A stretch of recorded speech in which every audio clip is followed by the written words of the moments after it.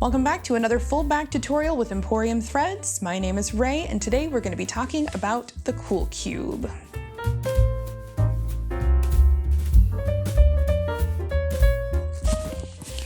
All right, folks, today we're going to be talking about the Cool Cube bag from Turtle Designs. This bag pattern is awesome. This cube can be used for all kinds of different things. You can use it for toys, travel, toiletries, craft supplies, sewing supplies, anything on the go, even as a packing cube. It looks kind of medium to smallish on the bag scale size, but this thing really is quite large. It fits a number of items with room to spare. You can even insulate it to use it as a cooler to take to the barbecue or the park. Whatever you want to use this thing for, it really is a cool pattern, so come along with me when we make one today. Here are all the things I'm going to be using in today's tutorial.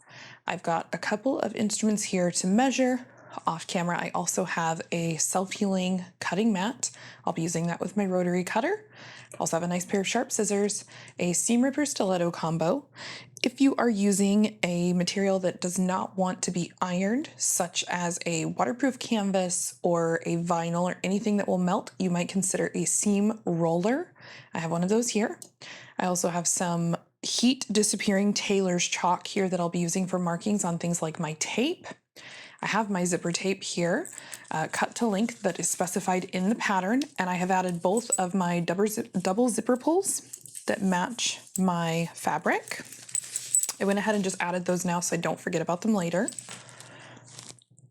And then I also have some clips here, which we'll be using throughout the entire bag making process. I have a couple of extra things here that I'll be adding to my bag. One of them is a leather statement tag and the other is a seam tag that I think I might tuck in the back or possibly on the side. And then I also have my materials here that I'll be using to make the bag. So the tutorial calls for you to cut your own binding, but I am lazy and I love using a store-bought binding like this. I use the double fold binding. It's the bias tape extra wide double fold binding in 1/2 inch size. That is always my go-to, and whenever they have sales on this, I stock up, so I have every color on hand, and I just always tend to default to this. I don't like cutting the extra long binding pieces, and this works great for me. And in this tutorial today, I'm going to show you how I do my binding so that I can get the cleanest look possible. I'm also going to be using a couple of different interfacings here than what the pattern calls for, just because these are what I prefer. In my previous bag that I showed you in the beginning, that one was an insulated cube, and I used Insul-Bright on it. And it was also vinyl exterior, so I used a little bit different interfacing. For this one today, I'm going to be doing a cotton woven exterior and a waterproof canvas lining on that. And so I am actually going to go back to my default, the stabilizer that I always love to use, which is going to be a one-sided fusible cotton style, cotton woven type interfacing. I always put that on the back of my cotton woven fabrics. And then I like to double up and behind that do a fusible fleece or a thermolam, which is what this is. It's a little bit, not stiff, but stiffer than a fusible fleece, a little bit more dense. And I just love the shape and feel that it gives a bag. So I'll be doubling up on those. And then obviously I have my waterproof canvas for my liner. I'm using this super pretty cranberry color, nice dark red, and I'll be using this cotton woven fabric here that's a little bit spooky from Joann's actually. So that is what I will be making my bag out of and with today. So this particular pattern does not have pattern pieces that you're going to be cutting out. It is all cut using your self-healing mat, your rotary cutter, and a straight edge, which makes it pretty easy, and it's obviously not a very complicated pattern with all the pieces. We have them all here in front of us for the most part, looking at us right now. And so cutting them out, pretty easy. I am using the method where I am going to do what she's calling the long rectangle method, where I do not have a panel in the front of my bag. So kind of right here in the middle of my big rectangle, this part right here is going to end up being the front side of my bag, and we're going to sew these two edges together in the end, and that seam will become the back of our bag. So let me grab my example bag here and just run over that with you again, in case you are cutting your bag and you're a little bit confused. I have a statement tag on the front of this bag, so you can see there's no seam here and no seam here in this method. It's one continuously long piece that we cut, and it's seamed just here on the sides, and then there's a back panel for this specific method. Okay, so the seams are back here, and it's just one long continuous rectangle. Now, if you want to showcase a panel on the front of your bag here, you'll be using the alternative method where instead of cutting 3 squares, because we're cutting a square for the top, a square for the back, and a square for the bottom, and then a long rectangle for the outside here, you will be cutting the alternative method, not the one that I have shown here, where we're using the long rectangle. All right, so that kind of gives you an idea of what your pieces are gonna look like in the end. Bottom, front and sides, and the top, and then you've got the back. And that should kind of help you plan out how your bag is gonna look. Here is the handle on the top. That way if you want a color block, or again, like I said, you wanna use the alternative method where you use a panel here on the front, you're gonna go ahead and cut your pieces according to whichever method you wanna do. I'm repeating this method that I used here today, where I'm using the long rectangle because I just prefer that and I don't have a panel to go with this fabric. Set this aside.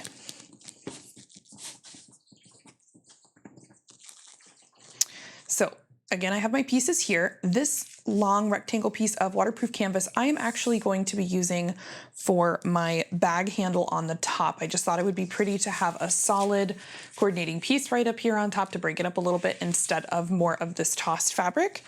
So I do have this piece here, and then these are my 3 squares that I've got out of my cotton woven exterior, and then I have 3 coordinating squares of waterproof canvas for the liner. Each of these pieces is interfaced with a cotton woven on the back, directly on the back here on the cotton woven, excuse me. And then I've got the fleece. This pattern is a great example of using up your scraps because these squares are not too big. So I went ahead and frank-infused on a lot of these small pieces, on a lot of these small squares. And that worked out really well for me to use up some scraps. So highly suggest doing that if you have the scraps.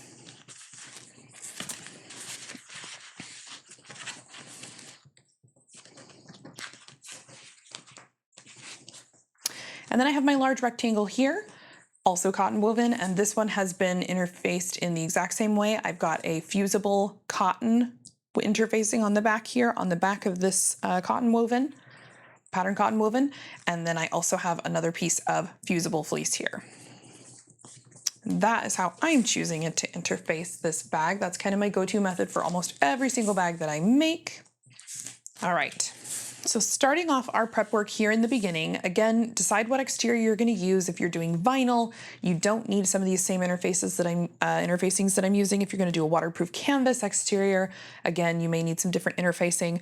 For cotton woven, I'm choosing that cotton interfacing and then the fusible fleece here.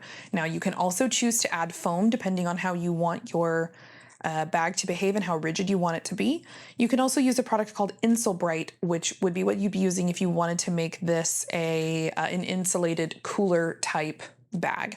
I did that on my vinyl one. It's got Insulbright in there. I'm not doing that today, but if you wanted to do Insulbright, you're going to follow these same steps. You would just have an additional piece here in these little square sandwiches. So if you were going to do Insulbright or foam, what you would have is your interfaced exterior if it needs it. You would have your lining piece of waterproof canvas, and then you would actually have a third piece here of either foam or Insulbright. And you would be making a sandwich just like this of an exterior, pretty side, facing you here. And then inside here, you'd have your Insulbright or your foam, and then you're looking at the ugly side or the wrong side here of your waterproof canvas with the pretty side of the waterproof canvas to the back flat here on the table. So wrong side together with these two and sandwiched in between that additional interfacing depending on what type of bag you are making. I'm just kind of making this one for a carry-all style bag, so I'm not going to worry too much about, for toiletries, it doesn't need to be heavily foamed. It's got this fusible fleece, and I think it'll be really good for packing that it can kind of be squished just a little bit. And between our waterproof lining and then our binding, this bag should be plenty rigid enough for my purposes. So I've got 3 sets of squares here. I'm going to make sure they're all correct here with the wrong sides together. Each individual one wrong side together. And now what I'm actually going to do is set one of these squares aside, because we do something a little bit different with that set of squares versus the other two set of squares. And we're going to do our first step. So I'm going to take this one, I'm going to set it aside with my rectangle. And now we're going to work on these two, and we are going to do the same thing to these two squares exactly. So we are going to take both sets of these squares over to our machine. I'll be working on my domestic machine today. This is definitely a domestic friendly pattern, as long as your machine can handle what it is that you're working with, but I will be working with my domestic machine today. I'm going to take these over there, and I'm just going to baste at a very close seam allowance around the edge, about 1/8 or less, as close to the edge as I can. I'm going to baste these together to make sure all of my layers are stuck together really nicely.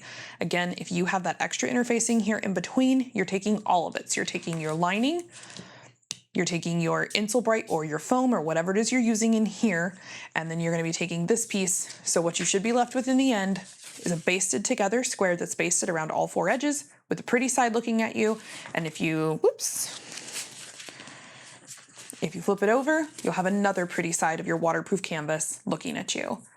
And just to clarify, if you've never worked with waterproof canvas before, here you can kind of see the difference. This side has a texture to it. This side is more of like a rubbery side. The rubbery side is the wrong side of your fabric. However, if you're wanting to make your cool cube where the inside is more wipe-offable, I have actually used the wrong side facing out and put the pretty side toward the wrong side of my exterior on other bags, so that this is a little bit more wipe-offable and more durable. It works really great for makeup bags, cooler style bags, lunch boxes. Don't be afraid to turn that around and use the wrong side if you would like to.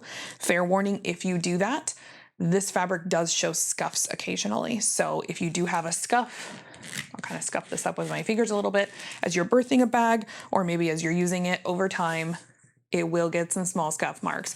A lot of times, if the bag gets crumpled, it'll get wear lines. It just kind of takes on a bit more of a vintagey, used, loved feel, versus this side will not get those scuff marks. So it's not going to hurt anything, but just know if you choose to use the wrong side, you will end up with marks like that. So let's take these 2 sets of squares over to our machine, and we're going to baste around all 4 edges, and then I'll meet you back here.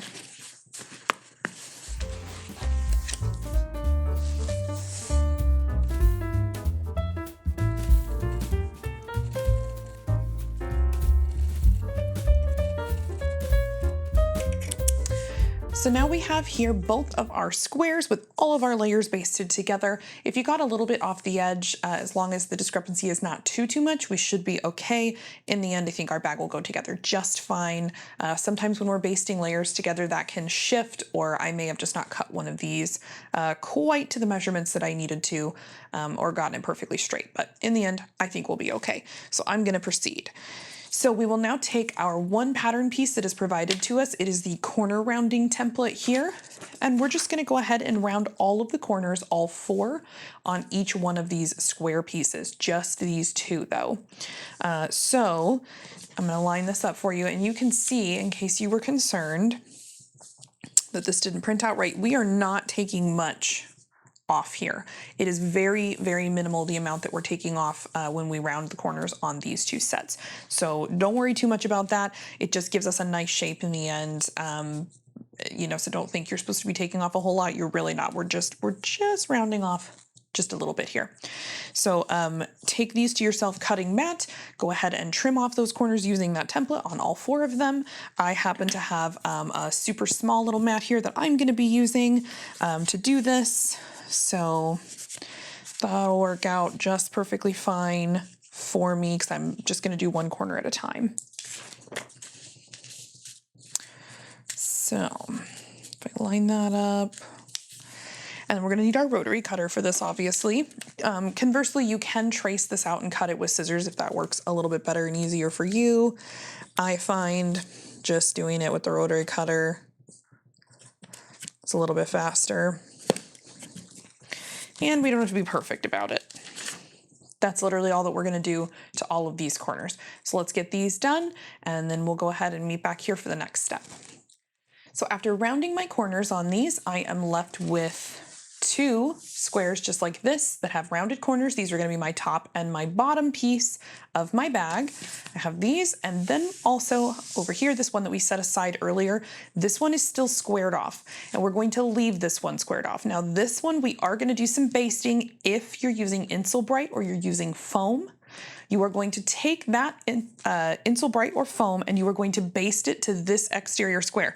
You are not going to baste the lining. So unlike these where we made a complete sandwich with our waterproof canvas, our insulation if you're using that, or your foam and your exterior, this one is just going to be that exterior piece, and then you're taking your foam or your Insulbrite and you're going to baste it. I did not do that step because I used the fusible fleece. So I am just going to set this aside again. But because I am complete, I don't actually need to baste anything, but I wanted to remind you that this one square, you are not basting the lining to it, but you will be needing to baste your foam or your Insulbrite or whatever it is that you're putting in here. If it does not have a fusible side like this, you'll need to baste that now. So go ahead and do that. For me, I'm just going to set this back aside. Here are my two squares with my rounded corners, and I'm going to go ahead and mark the centers on all four of the sides of each one of these, and I'm just going to actually do it by using some scissors. And literally all I'm going to do is fold my piece in half, doing my best to line these corners up pretty well. And then I'm just going to go ahead and cut a little snip, not too far in on each one, just making a little triangle like that. So I'm going to do that on all my sides to mark all of my centers on these two pieces. Okay, so all of my triangles are notched on the edges to mark my centers on every single side of these pieces here. I'm going to set these aside for now, and we're going to move on to our handle assembly. Now for my handle, I'm going to go ahead and use waterproof canvas in this really pretty coordinating color. I think with this, it'll look really nice and break up this pattern a little bit. So I am definitely going to be using this, but you can use vinyl, you can use the same cotton woven material. The directions that I am using for this piece pertain to the cotton woven directions for the handle in our pattern. So, but I am going to be doing it a little bit different because I'm doing waterproof canvas, so I will not need extra interfacing. But this is the same cut piece. It's the same size as what we would cut for cotton woven. So here's how I'm going to do my handle out of waterproof canvas. I'm going to take a straight edge here. I'm going to go ahead and line that up down the middle, hot dog ways here.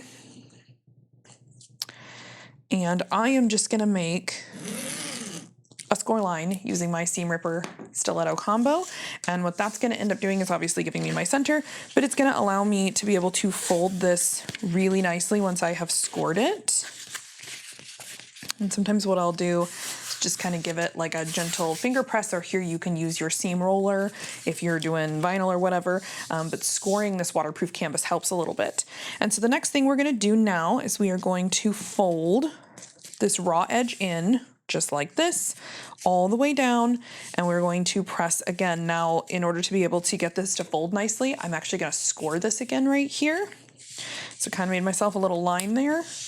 And basing it off of this line, I can sort of tell. It's a little hard to see in the lights here on these reflections. I'm going to line that up on my scored line, make another score line so this will fold really nice, just like that. And then I'm going to line it up this way and do the same thing so it'll fold really nice.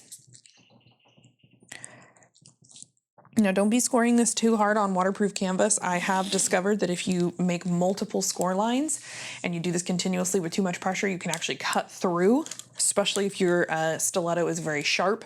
But even with a dull one, it can still happen. So I'm just going to go ahead and now finger press these once again so that they sit down a little bit more nicely.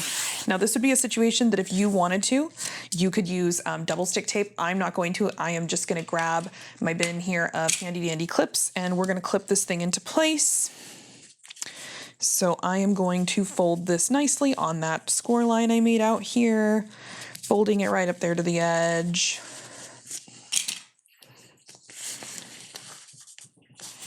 I'm gonna do it all the way down, just kind of to hold that in place, finger pressing it as I go.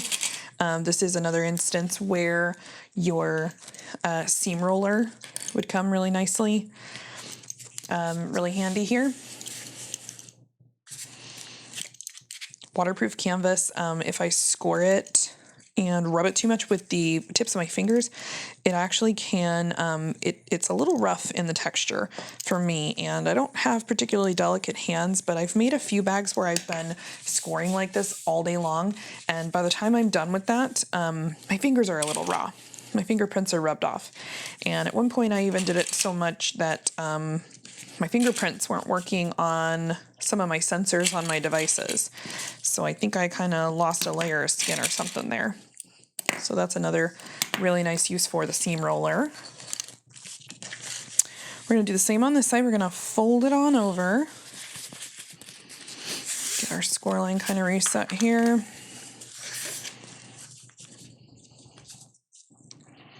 Fold this in to meet in the middle.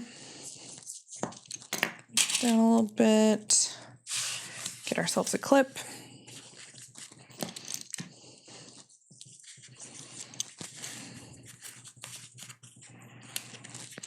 Now, you might be saying to yourself that you don't want a handle on the top of your cube bag, but it really does make it easier to open and close the bag having the handle. So I highly suggest you have something there, even if you don't make a handle quite this large or predominant on it. You definitely need to have something available to you to grab the bag. So I just put these clips here as a placeholder. Again, you could put double-sided tape down the middle here, but I just don't think that's necessary for this. It might be if you're using vinyl. And now all I'm going to do is fold the two sides together, again, hot dog style, and I'm just going to clip it. Just like that. And because we scored it nicely in the middle, it's laying really flat, and we can just kind of get our clips and move all the way down, clipping as we go.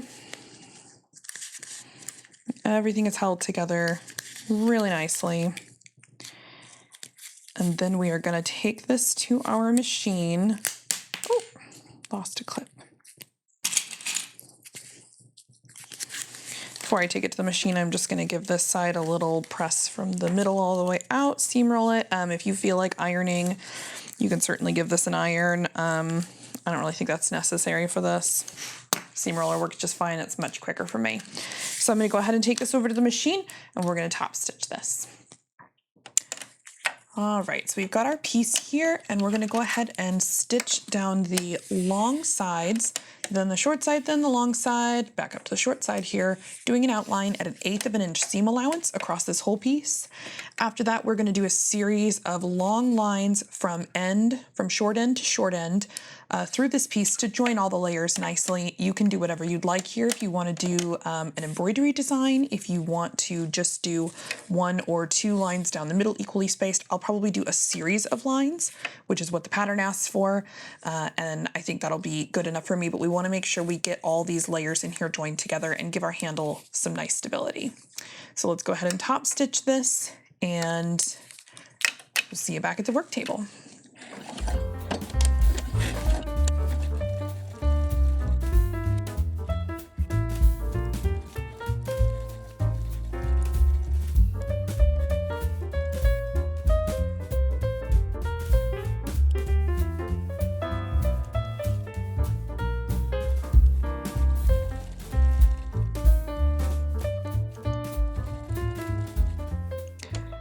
Here's our final result on our strap.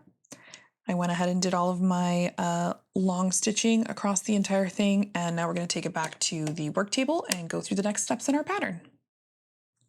Okay, so we've got all of our things here to assemble our main body panel, which is our zipper panel. So I have my length of zipper cut here according to the pattern.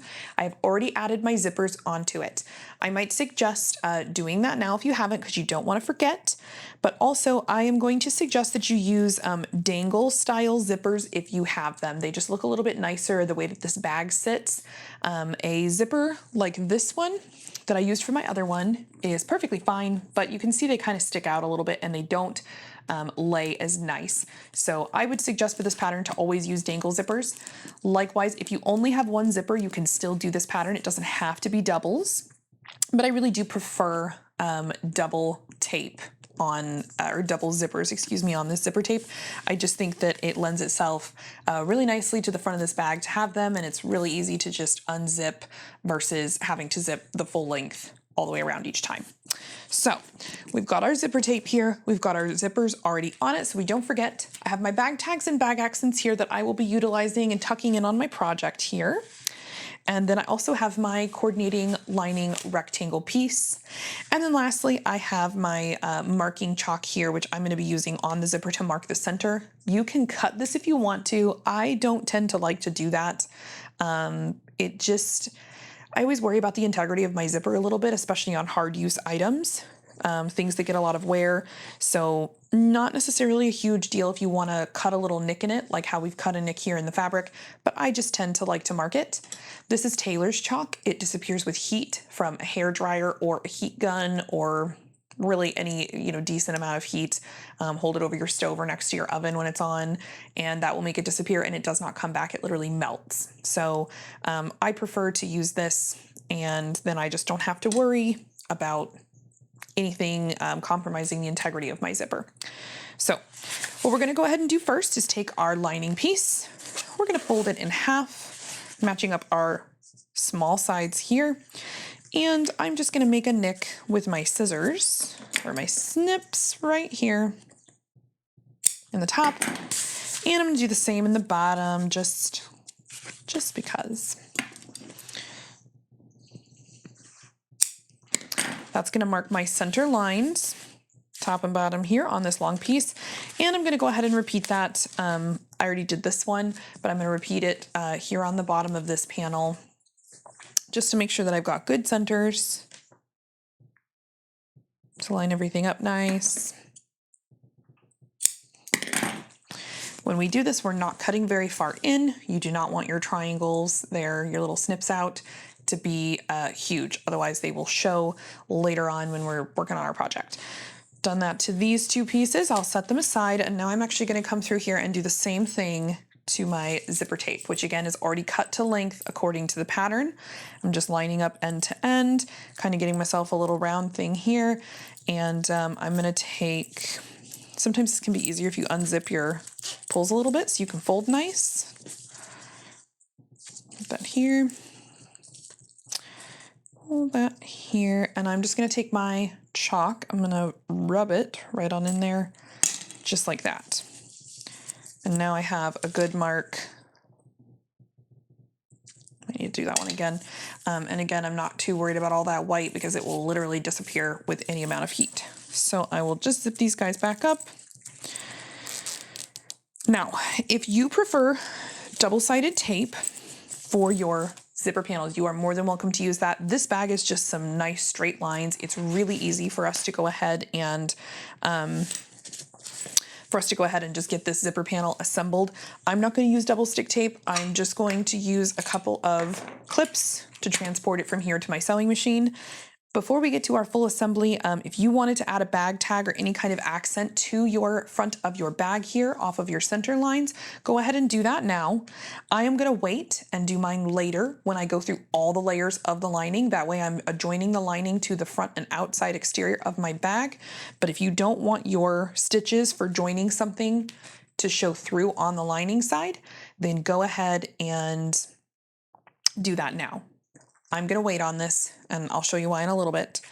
So I'm going to put that aside, but I do have these here, and I wanted to warn you about that. So go ahead and take your exterior body panel and go ahead and line this up. Nice and straight in front of you. Make sure it's right side up, pretty side up toward you, but also right side up. Your fabric's not upside down here if it's directional.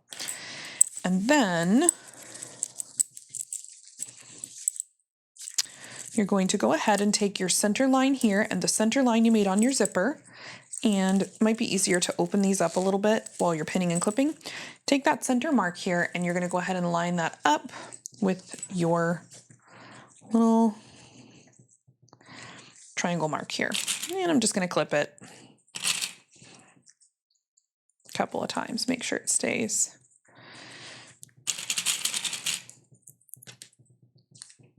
nice and centered.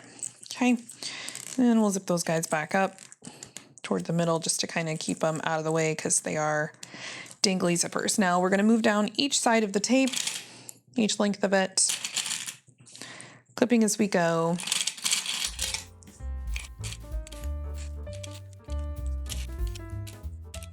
Okay, so we've now clipped our zipper. We're looking at the pretty side of our fabric. We're looking at the back side of our zipper because once we go ahead and stitch all of this on, we will be flipping it just like this once it's all top stitched. So now we're going to go ahead and take our liner. Now be mindful if your lining fabric is directional, how you're going to do this. Mine is not directional, so I'm going to take, I have my ugly side of my liner, my back side, or the wrong side. This is the right side with the texture. We are going to lay this on top of here, wrong side facing up. So right side, wrong side of the tape.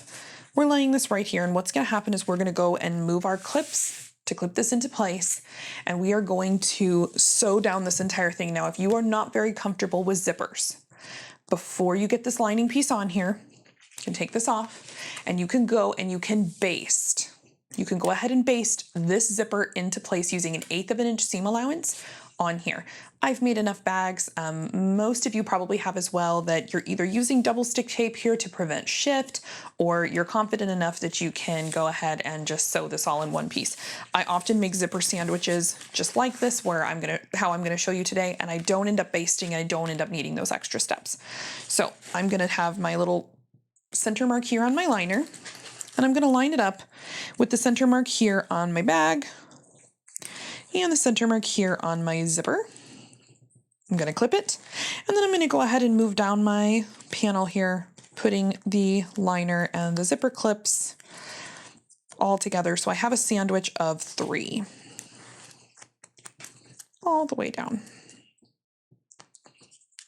And I'm just going to make sure everything is nicely lined up. All 3 of these layers should be lining up nicely here. Okay, so we should have liner, ugly side of the zipper next. It's the wrong side of the liner, ugly side of the zipper next, and then my right side of my pretty fabric. Do you understand how that is? So I'm looking at the ugly side of this, and I will kind of show you here when I flip it what's going to happen here in the end. Might need just one extra clip right there. When I do this and I don't use double stick tape, I do clip all the way down, like really, really good. Making sure I clip about every inch, just to make sure I don't get any shift. Now again, you can opt to baste here if that's how you want to do it, but this is a pretty easy step. Okay, so what's going to end up happening, obviously we're going to sew down here, and we are going to use 1/4 of an inch seam allowance according to the pattern. Now if you're basting first, use 1/8 of an inch, and then come back and hit it with the 1/4 inch according to the pattern. But I'm telling you, if you start doing it this way, you're gonna be like, wow, that saves me a whole step. So when we're all done, what we will end up with is this will be sewn, and the end result, and you can double check your work here to make sure this is gonna be correct. You'll have your pretty fabric here. You'll be looking at the pretty side of your zipper teeth here with your zipper pulls dangling right there. And then if you were to flip the whole thing over when it was sewn, you'd be looking at the pretty side of your lining. So that's how you double check your work to make sure you clipped your layers correctly. So we're gonna take this over to the sewing machine, and we're gonna sew all the way down here at 1/4 of an inch seam allowance. So as you can see here, I have my walking foot installed. I'm actually going to take that off, and I'm going to swap out the ankle on my machine and the foot for my zipper foot. If you don't have a zipper foot, you can also use a piping foot, or any kind of narrow foot will help you along with this task. So we're going to sew along now at 1/4 of an inch seam allowance all the way down, attaching all 3 of our layers together.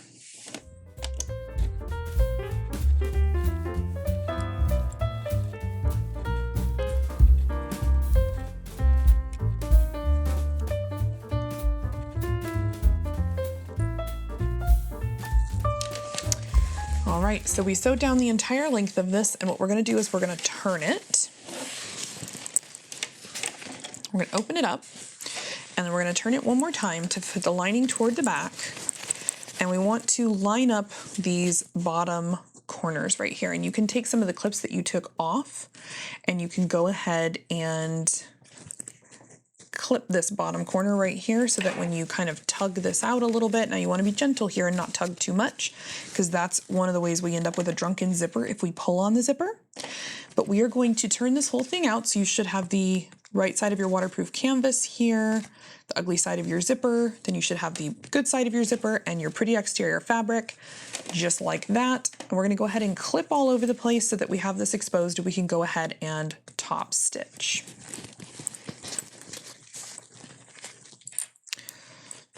So I'm just going to put a clip just right there. And then I'm going to go ahead and clip these two bottom corners as well, making sure that they stay together.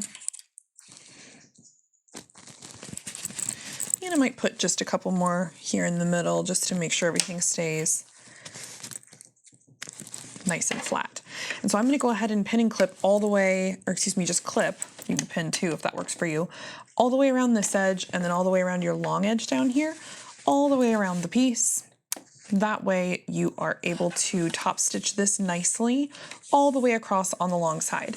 What you want to make sure is when you go ahead and top stitch that your liner right here next to the zipper is taut. You want to make sure this is not bunched in too close to these teeth or your zipper will not open smoothly. So make sure you are kind of tugging your liner a little bit away and making sure that it's smooth and there are no lumps and bumps and wrinkles in here, because our liner, this is a binding bag. So we're seeing exactly how the liner is going to be. So if you have lumps and bumps in here, make sure that you go ahead and smooth it all out. That way everything is nice and perfect as it can be, and then we can go ahead and top stitch here. If you want to go ahead and press this with your iron and that helps you, you can definitely press it or just finger press this whole thing or give it a good roll with your seam roller. I'm going to go ahead and swap my zipper foot once more for a different foot this time, not the walking foot. I'm actually just using this open toe applique foot on my machine. It's got really narrow prongs on the foot, and so I am going to use that to top stitch. I always use this to top stitch, and it works really, really well to get me nice, even, consistent top stitching. I'll zoom in and show you that here a little bit for those of you who are kind of always struggling with your consistent top stitching and want a better way. Perhaps this method will work really well for you.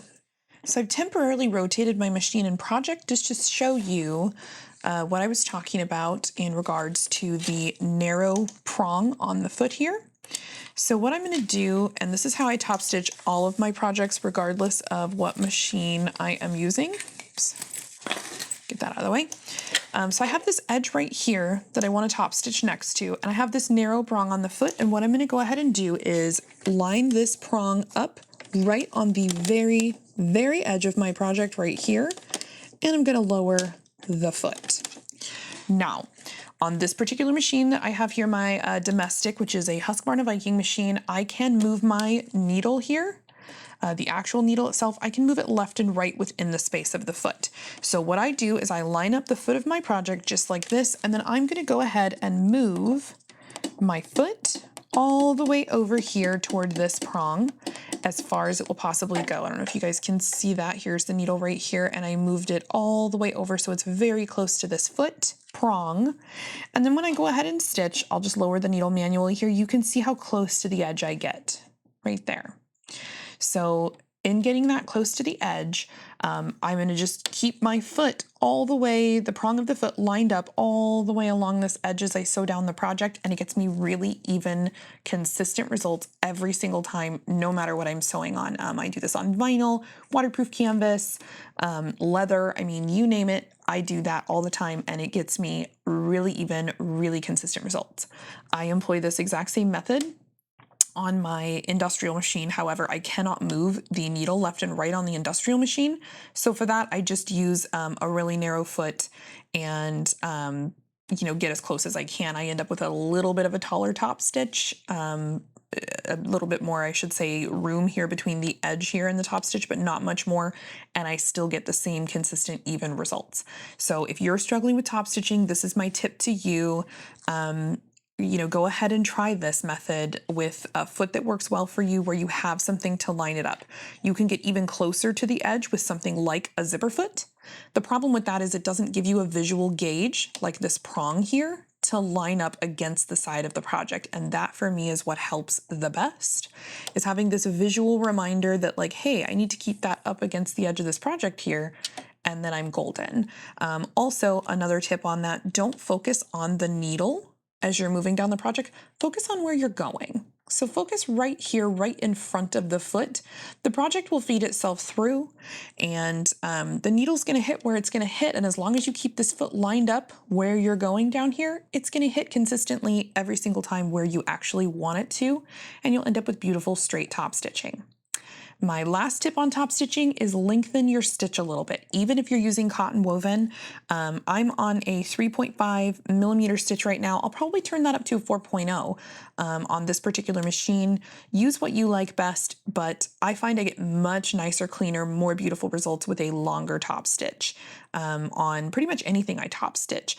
And that also goes for vinyl, it goes for cotton woven, leather, waterproof canvas, anything. So those are my tips. I'm going to turn my machine back toward me now so that I can actually go ahead and top stitch this comfortably, and I will see you back at the work table. And also, actually, before we are finished top stitching this, we're going to baste around too. So you'll see me do that as well. We're going to top stitch this first to make sure that stays all lined up, and then we're going to baste the other 3 edges together using 1/8 of an inch seam allowance. One more tip about top stitching. If you are struggling with your top stitching, you're just starting out, or it's just constantly an issue for you, do not use contrasting thread.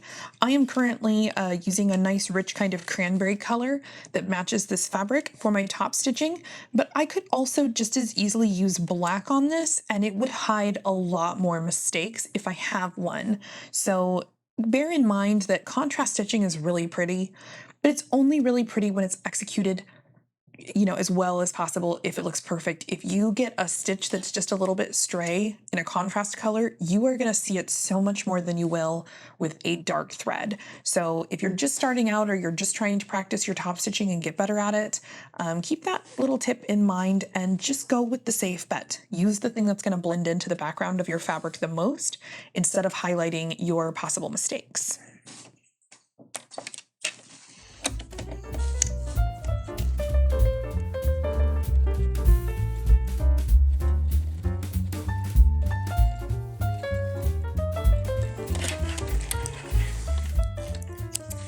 All right, we're all top stitched. I'm going to go ahead and baste around all the other edges using 1/8 of an inch seam allowance.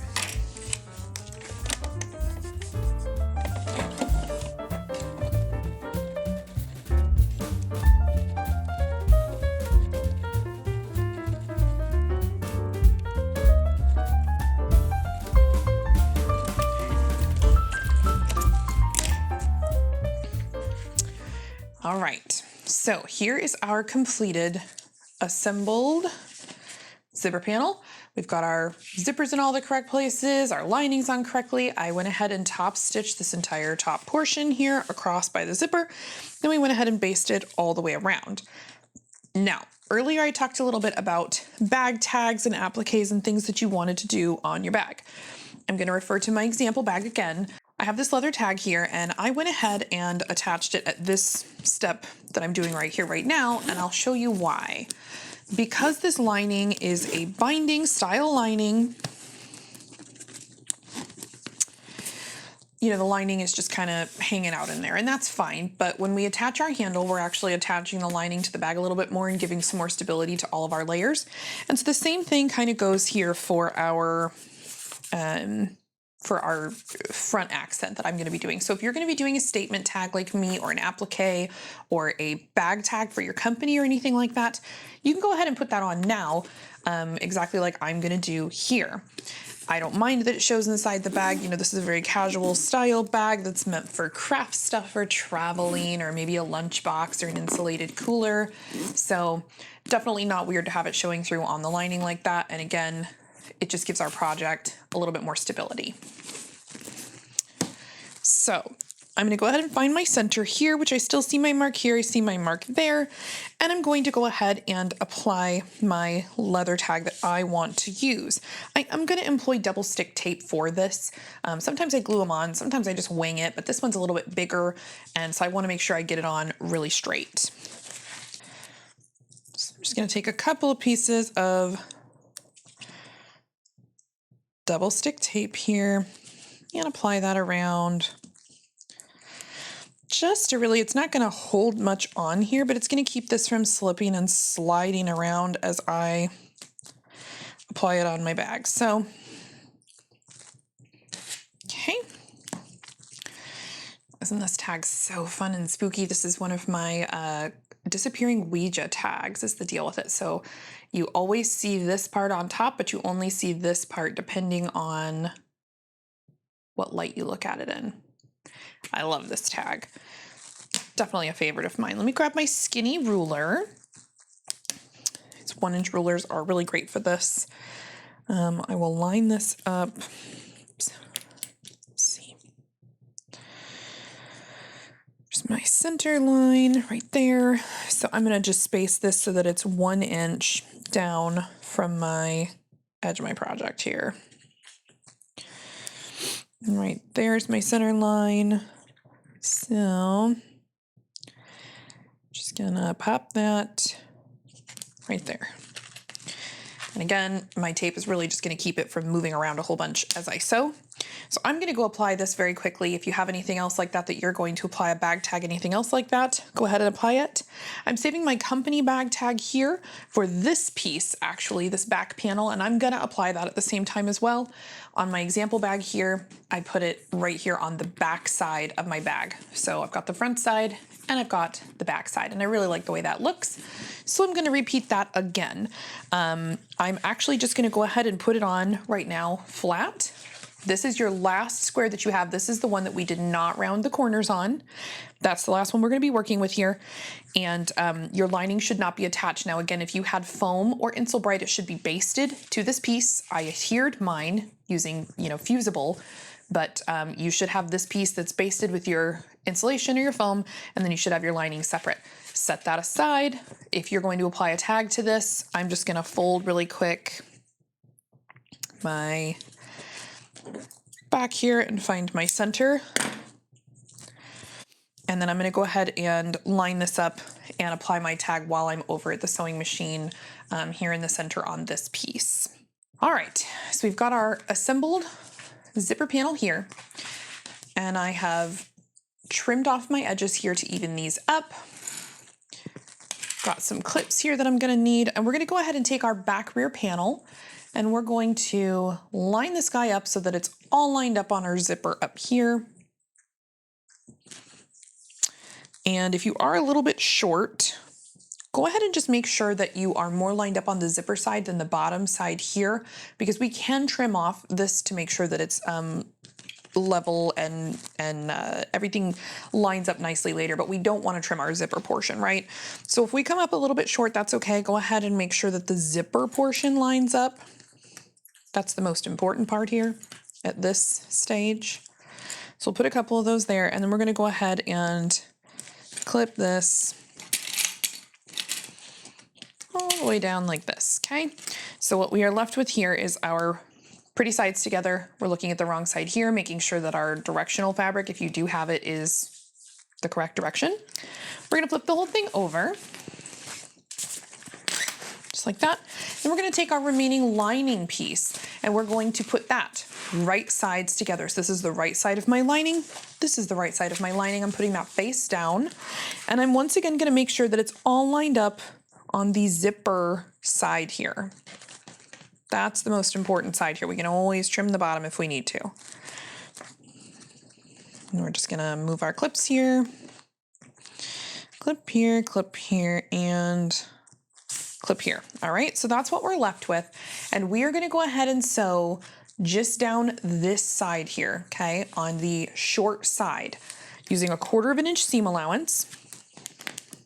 Get that little wrinkle out of there. Using a 1/4 inch seam allowance, okay? So down here.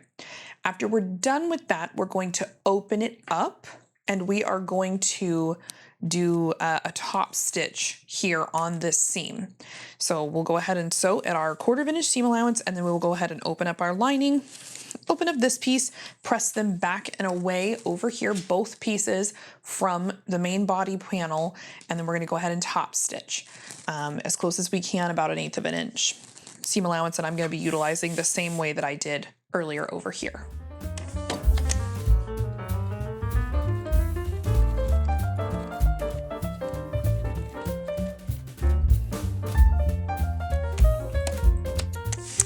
All right, so here is the piece that we just attached to our zipper panel. You should have it where it's top stitched like this on the back side, and then on this side here, we've got our linings nicely done. So the next thing that we're looking to do here, we're gonna flip it over, and this part gets a little confusing. We're essentially gonna make a big tube. All right, so we're gonna take this piece here, just this one, separate from our lining, and we need to bring this side over here and join them together, pretty sides together and all lined up, all right? So we're gonna line it up again at the zipper panel, and we're gonna get our clips, and we're gonna clip all along the entire thing. So pretty sides together on those 2 exterior pieces.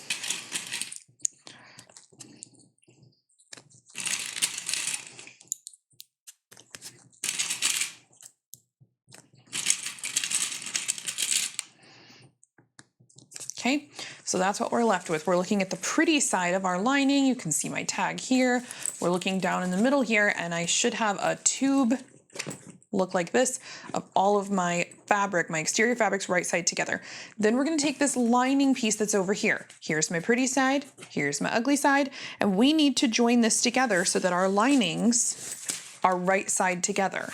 So we're gonna lay this down. Okay, I'll show you that again. I have this seam over here. I've got this thing open like this.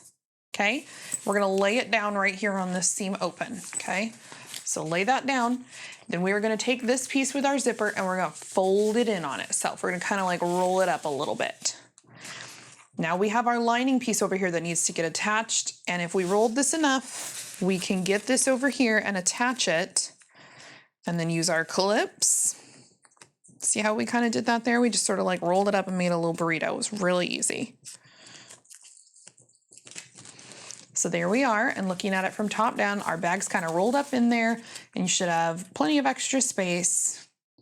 And then we're gonna take this over to our sewing machine again, and we're gonna sew down this side with a 1/4 inch seam allowance, just like we did the other one. And then we're gonna press it open just the same way, and we are going to top stitch it just like we did the other side. This gets a little bit trickier, go slow. You're gonna kind of be cramming this bag underneath the machine space, trying to get in here to get to this part. But it's really not that bad. Just go slow, take your time, you can do it. All right, so we just sewed down this at a 1/4 inch seam allowance. However, the camera cut out, so you'll just have to imagine it. And now what we're left with is this little kind of burrito situation, and we're gonna turn this thing right side out now. So I just like to kind of go ahead and grab this and just sort of grab this whole bundle in here, and you can go ahead and pull it on out. You can stick your hand up through the top and kind of grab it a little bit and just pull. And we're gonna just gently pull it right on out of there. Okay, so what we're left with is this fabric tube, and we should have all of our linings facing each other on the tube, and then on the inside, all of the pretty fabric facing. So it's inside out right now. Let's turn it right side out.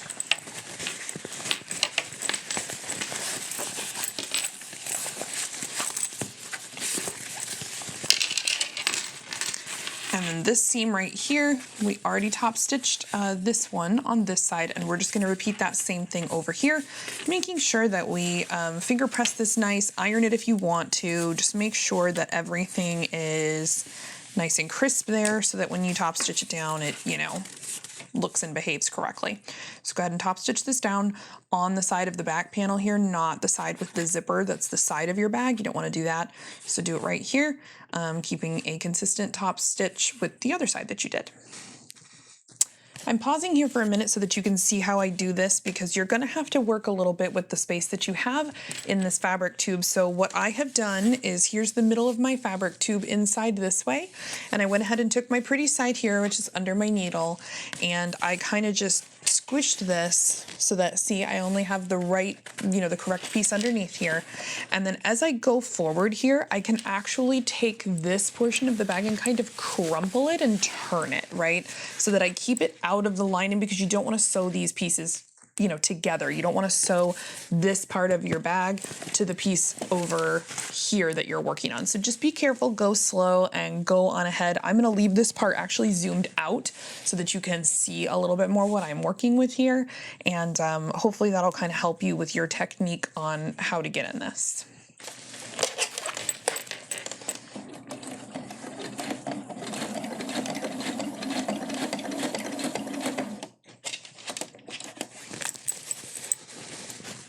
Can actually put your hand kind of up through the bag here to sort of hold the layers out of the way. Fold it however you need to, just making sure that you're keeping your seam pulled out here and nice and taut as you go through and top stitch.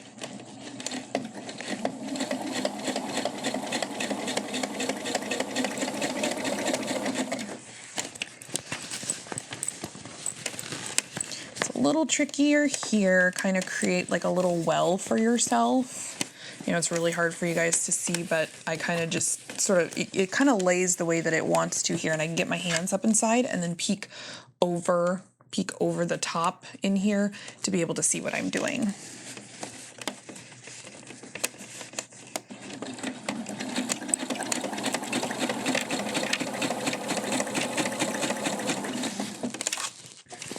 Almost to the end, and I'm just going to fold this down now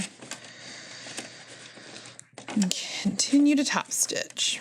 So now we are here. We've got our fabric tube all finished up. So the next thing that we're going to go ahead and do, and I'm going to suggest that you use thread. I'm actually going to change this thread that I just rethreaded the needle with. I'm going to use black on the top of my machine, and I'm going to use the maroon of the lining on the inside here. And I will tell you why here. It is because occasionally when we do our binding on the inside of the bag, some of this thread ends up showing. And same when we base stitch out here on the outside. We don't want it to show, but in case it does, we really just want it to blend in as much as possible when we're talking about a basting stitch, and I don't want to go back through and remove all of it. So to play it safe, I'm going to use black on the top part of my machine and the maroon in the bottom bobbin here. Double check. I do have thread on my bobbin still, so I'm good there.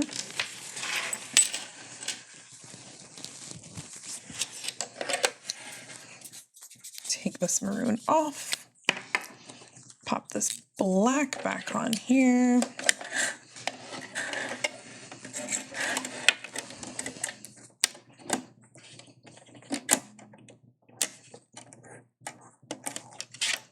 Okay, so now what we're going to go ahead and do is our layers should be pretty much all attached everywhere together except for right here.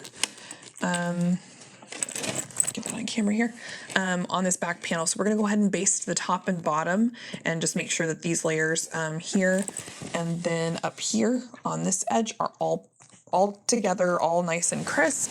This might be easier if I take my quilting table off here. If you have a quilting table or a large platform, could be easier. So I'll take that off. And then now I've just got this little bad boy here, and I can go ahead and slip it underneath. And I'm just going to go ahead and baste one side and then baste the other side.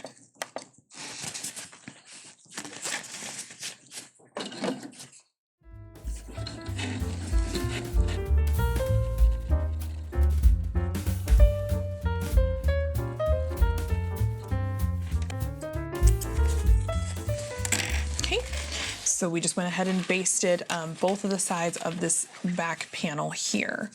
So now let's take this back to our work table, because we're going to go ahead and start putting our top and bottom on here, and then we are going to be done with this bag. We are almost done, and honestly, this was the hardest main body construction part, was making this fabric tube. So we're starting to get there. All right, check out our fabric tube. You did it. The weirdest part of the whole construction on this whole thing. So there's our back, there's our center. It's gonna end up looking a little bit like that on the front, and the whole thing will sit nice and square when we're all done. So now we're gonna start our lid construction and our bottom construction. I'm just gonna take this, line up my centers just so I can kind of see how it looks. And I should have some side centers on here somewhere too still. If I don't, that's okay. I can always make more. So that's what we're looking at this point. Let's go ahead and flip this over. Now, if you have a little bit of excess fabric above your zipper here, if you lined this up, get that out of the way. There you go. If your line here is not straight, mine's kind of weird because I'm pushing this out of the way, but if your fabric here is poking up above your zipper, that's fine. Go ahead and trim it off so it's level with your zipper, just like mine is here. Sometimes I have that where it's not level, sometimes I have it where it's not, but this one is turning out really beautifully so far and everything is level, so I don't need to trim anything. But you may need to trim up here, and that's totally okay. So go ahead and trim that, but make sure all of your edges, line up pretty well, because we're at that final stage of construction. We're going to be doing our binding, and we don't want any edges on here that are sticking out, past any other part, or we're going to see that in our binding. So if you need to, go ahead and trim here. Make sure that your whole top is level here. Don't trim into your zipper. You just want to be trimming this part here, the back fabric panel. If you trim this off and you need to go ahead and rebaste, you can go ahead and do that again. I went ahead and basted mine while I was over there just because everything was lining up really nicely for me. If you need to rebaste because you had so much to trim off up here, go ahead and do that. All right, I have my squares just sitting off to the side here because we are going to use those shortly. But what we're going to do right now is we're going to make new centering lines if we don't already have them. So we're going to take these two seams on the back where we top stitched. We're going to line them up by folding like this, just get them all lined up, and then go ahead and mark your centers on this panel.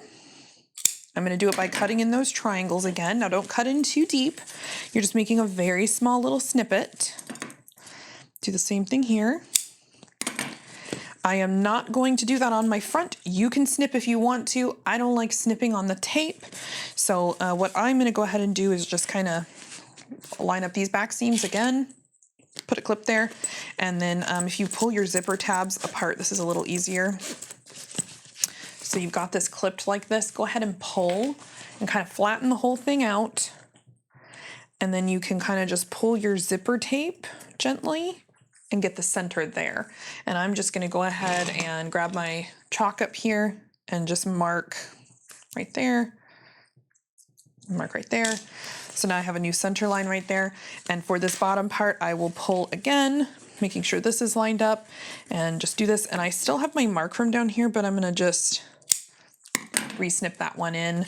And then we're gonna take that off and then go ahead and fold the opposite direction, marking up the marks, lining up, the marks that you just made. Go ahead and clip it for ease and then pull, and then just go ahead and make that little snip there. Same thing on this side, go ahead and pull, make your little snip right there, and then go ahead and do the same thing on this top side if you would like to. If you're gonna snip, again, I'm not going to snip, so I'm just gonna line these up just like that. And then I'm just gonna make myself a little mark here with my tailor chalk, and a little mark here with my tailor chalk. And I've got all my center marks where they need to be. Nice little pulls here. I'm so excited for this spooky bag to get all done. So now we've made all of our center lines on this piece. And then we've got all of our centering lines on these two squares. We did that earlier in the process when we were prepping. If you did not get those done, go ahead and do it now. So you've got centers on both the top and bottom and left and right sides of both of these squares. And then what you'll need to do is make sure, figure out which one of these you want to be your top and which you want to be your bottom. I am going to choose this one for my top. This one is going to be the bottom. We're putting the bottom on after the top. So set this one aside that you want for the bottom. And now I've got this. I have my handle piece, but we're not attaching that just yet, but keep it handy here. We are going to go ahead and start attaching this top to the main body. So the first thing that we're going to do is we're actually going to turn this inside out. So we want to be looking at the lining, okay? So go ahead and turn this whole thing inside out. For this step, we're going to leave our zipper all the way closed, and we are going to put the back of the bag right here. So where those two seams are, where we top stitched before, that's right here. The front of the bag with my zipper pulls and my fancy little leather tag are right here toward me.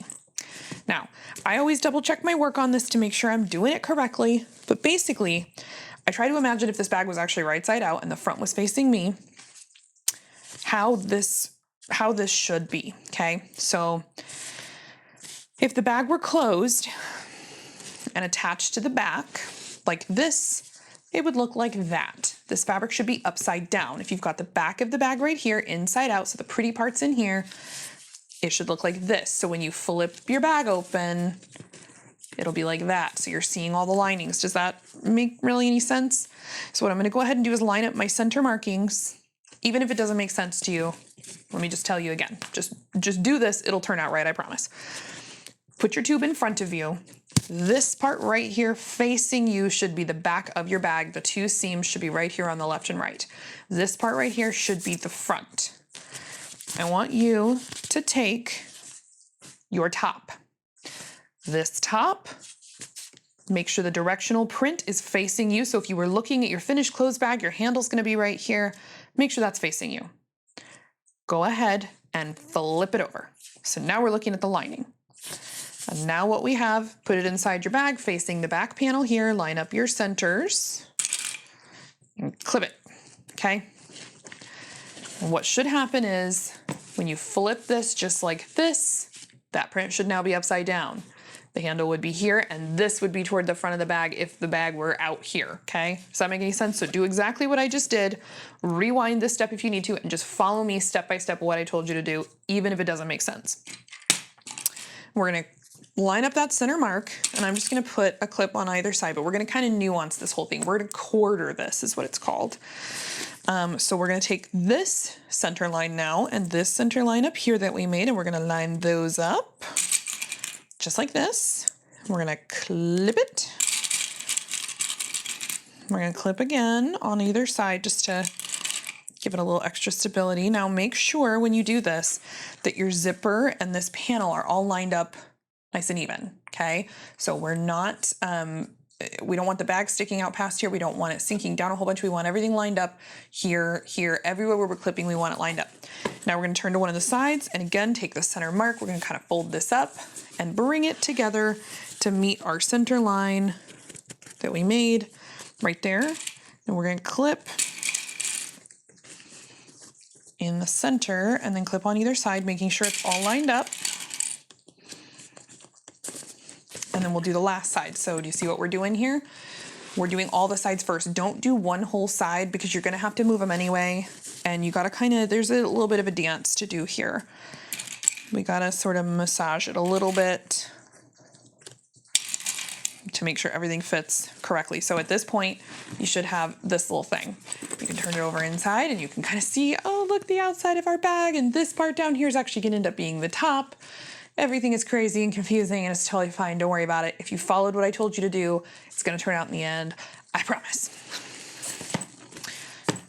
So here we are, we've got 3 clips all over, and now what we're gonna do, just pick a side and go ahead and gently kind of nuance this whole thing so that the all the panels line up, and you know, kind of clip a little here, then clip a little here, then clip a little here, and kind of just go around until everything fits really nicely together and all the little parts are lined up. You can kind of take this and flip it over however you like and make sure it's lined up nice. Don't want any part sticking out too much or too far, and honestly, you can't really have too many clips.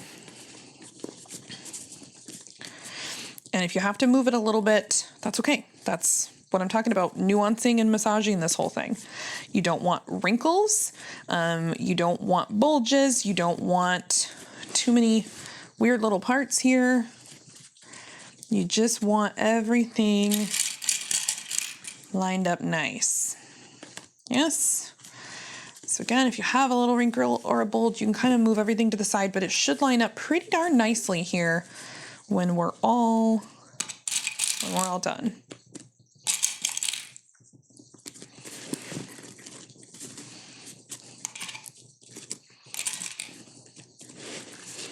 Okay, there's a corner that's nice. So we're gonna kind of just tuck that in a little and get ourselves a clip here. And then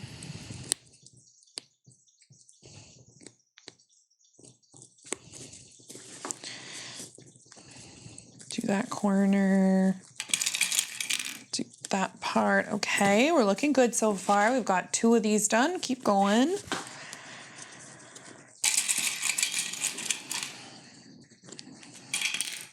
We definitely want to do the top part first here, and you definitely want to do this part with your zipper closed. I know there's a little bit of a temptation to do it with it open, but I say just do it with it closed. Use a zipper foot or a piping foot, you'll be okay.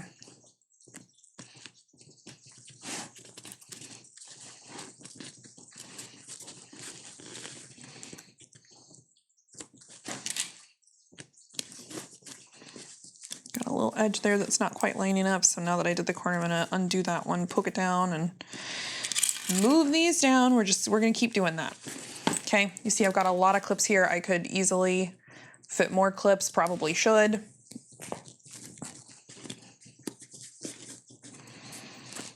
But we're just gonna clip till we can clip no more, and we're at our last corner here.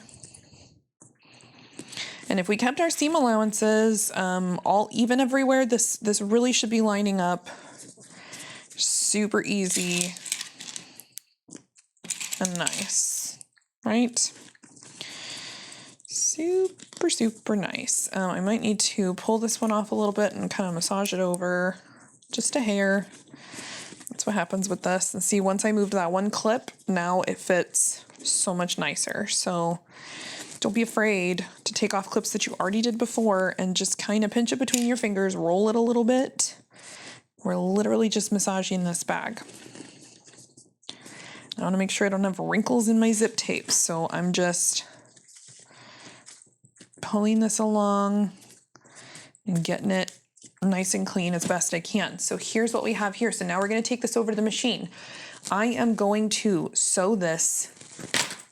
I believe I'm going to do it this direction. That's usually how I do it. So I'm going to put the top of the bag up this way. That way I can kind of fold here, and I'm going to put my zipper foot so that I can sew right here, and I'm going to sew this all the way around at a 1/4 inch seam allowance. Okay.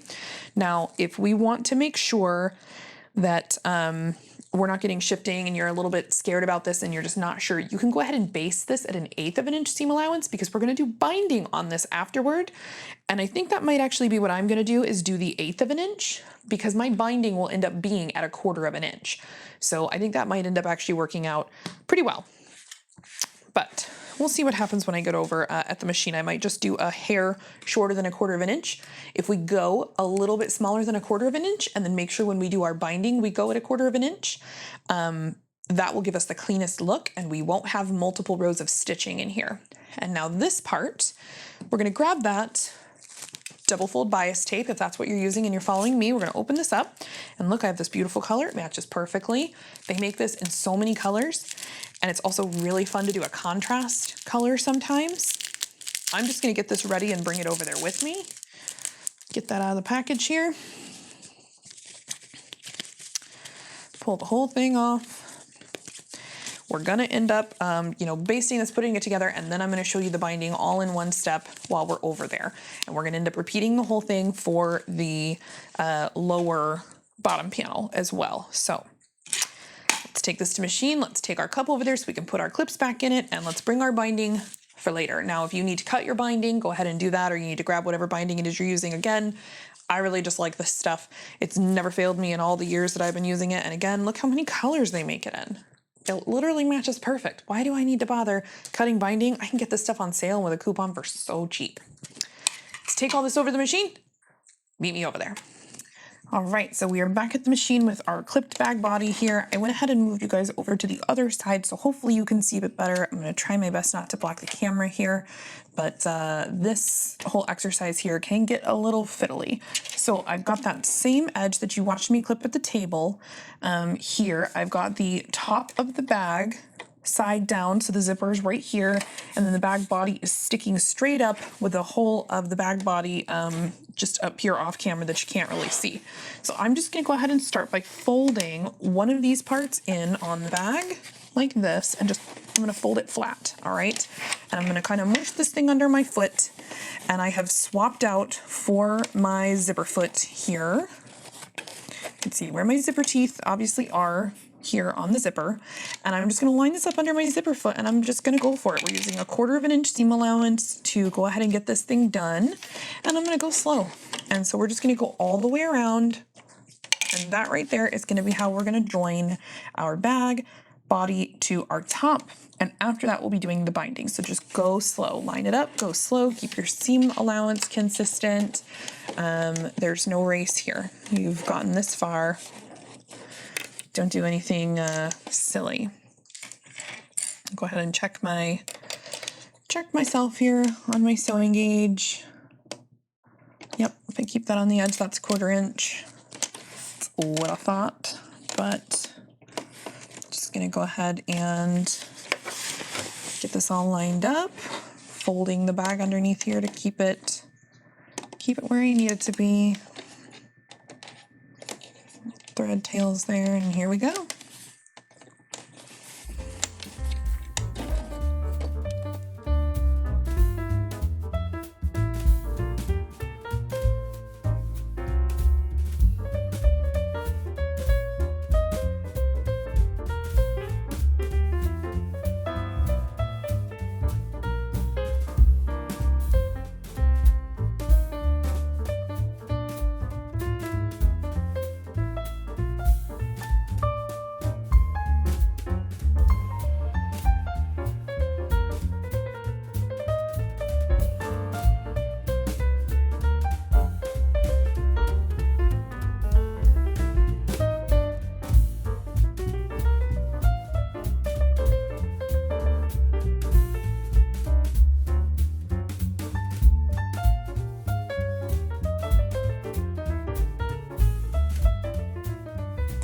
At this point in the video, my microphone went out, so it will have to be voiceover from here on out to finish the video tutorial.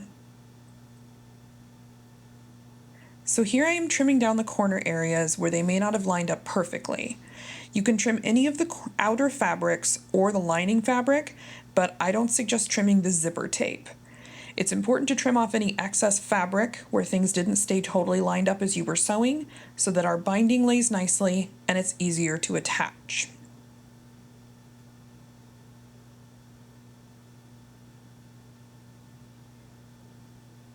I use an extra step in my binding process, and I'm going to show that to you now. In the end, I find it's easier and it makes for really clean looking binding that's free of wrinkles and creases. In a bag like this, where our binding is highly visible, I really suggest using a method like this to have the cleanest look possible. It just looks a little bit more professional, and even though it takes extra steps, I find that this binding process is easier in the end. Unfold your double bias tape all the way. You want to expose all of the fold lines inside of it. So what we're going to do is line up the outside raw edge of the totally unfolded binding with the raw edge of our project. Now there's going to be 3 lines inside of this binding, and we are sewing 1/16 of an inch to the right side of the rightmost fold line. So it's the fold line that is closest to the edge of your project when you lay it down.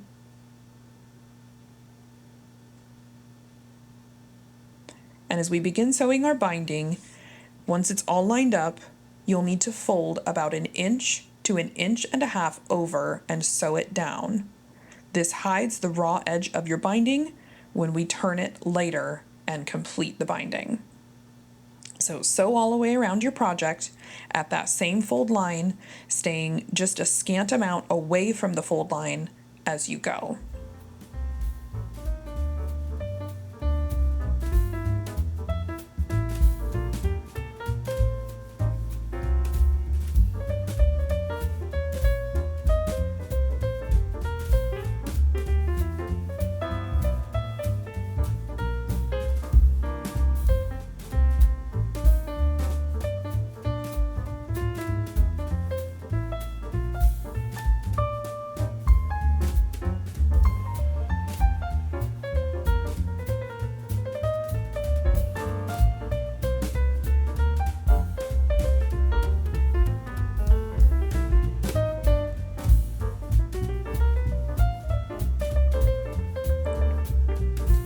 When you get back around to where you started your binding, you're going to take the remaining loose binding and overlap it with the area where you folded the portion over at the beginning.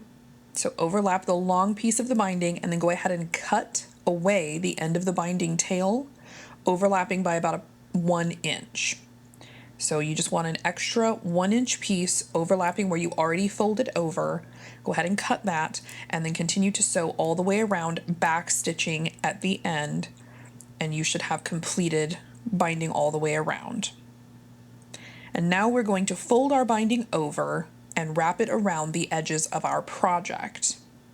The binding wants to naturally close and fold back up on its original fold lines as you wrap it around the edge of your project. And that's exactly what we want. So you're just going to go ahead and take all the binding and fold it around to the other side of your project, the part that was against the bed of the machine. Use clips all the way around as you wrap the binding and fold it around to the back side of your project. And you're also going to want to make sure as you fold around to the back side of your project that the raw edge is, getting folded back under because it's double fold binding. So what you should be left with is the side that we attached should be now folded over and clean looking. You should see no exposed stitching there, and fold it over to the back side of your project with the raw edge folded under, double ways, just like the binding kind of naturally exists. And that's what we're going to be clipping down all the way around.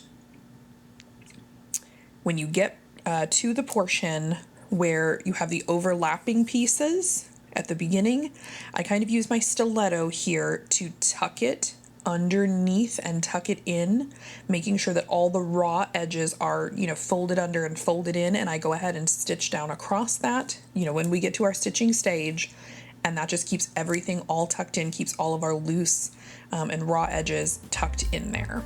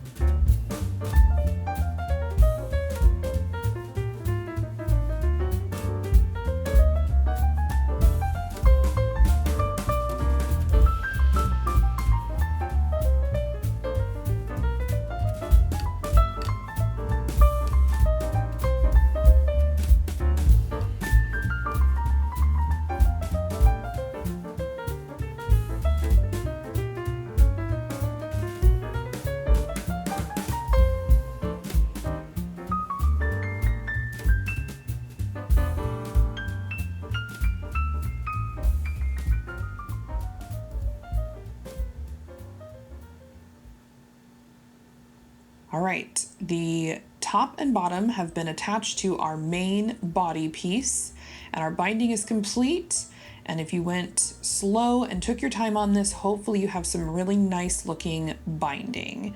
This method does take a little bit of extra time, like I said, but in the end, I think it's really worth it. And you end up with some pretty wrinkle-free binding. Our bag is inside out right now, and we're gonna get ready to turn it inside out here since we're all done with everything inside. The main construction of our bag is fully complete.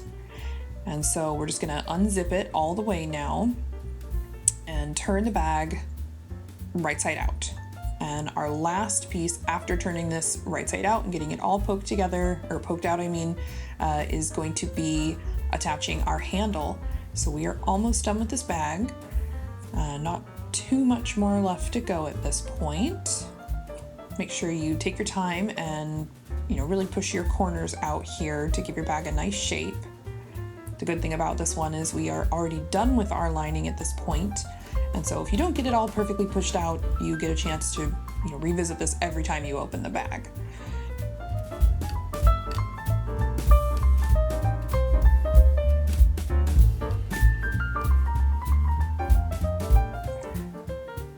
All right, so our bag is now right side out, and we're just gonna train these corners up a little bit, press them out, and go ahead and zip this bag up so you can make sure everything is lined up right and you got your binding far enough out of the way and kept everything out of the way of your zipper teeth, but you should be good to go. If you need to, you can train this seam with some clips, and you might need to if it is a vinyl exterior bag. But for the most part, we are all done with our main construction of the bag. And now the last step to this, we just need to attach our handle on the top of the bag. So now it's time to attach our handle to the top of our bag.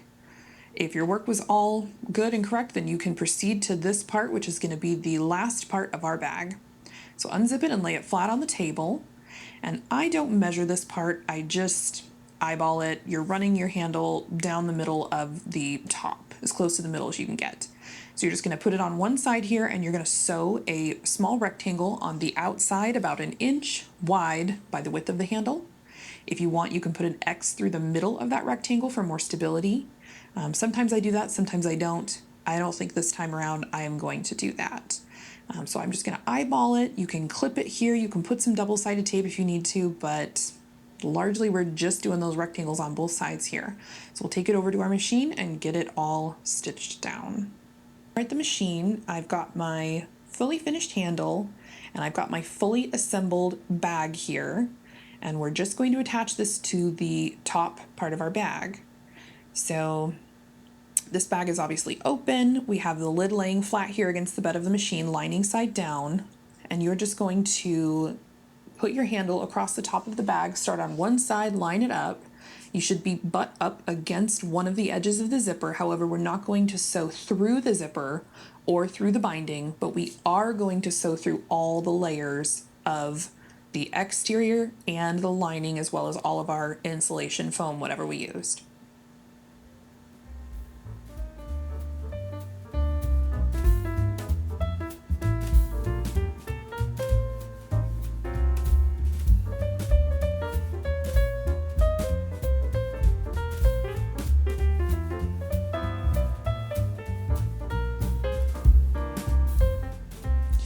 Squishing this bag underneath the machine can be a little bit of work, but if you just kind of crumple it up and muscle it under there, you can get through it.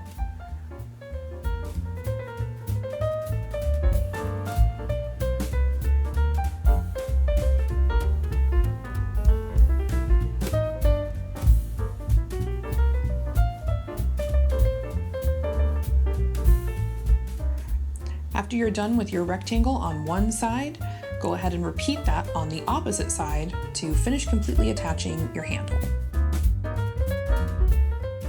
All right, who's ready for our big reveal on our bag? We just finished putting the handle on and it is all complete. So here is my completed cool cube. Let me turn that around.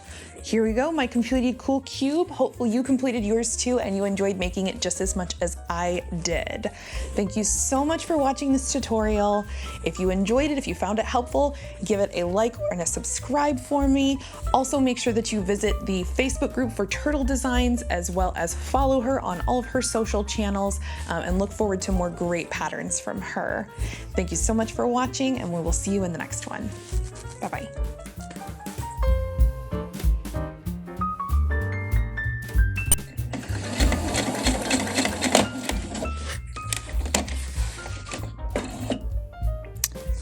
And right there at the end, I literally just broke my needle. And I'm gonna clip, oh, actually that's wrong. Hold up. Let's see if I can find, there's my needle end.